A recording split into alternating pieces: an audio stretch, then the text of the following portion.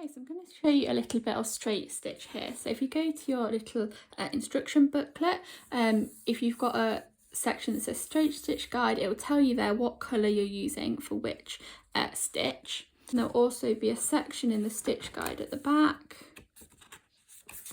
that shows you how to do straight stitch. So it shows you in illustration and in words how to do it.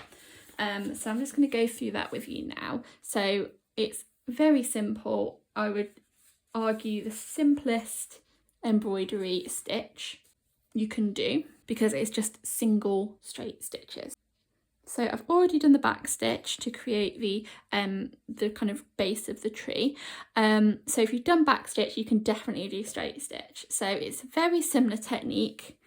We're going to come up this time at the very end of the shape. We're then going to go back down at the other end of the shape. So we're creating one single straight stitch that covers the printed line on the fabric. So you can see here that there's a little bead that's going to sit on the end of that one. So we can leave that space for the bead to go, but we're going to come up where this stitch begins, one stitch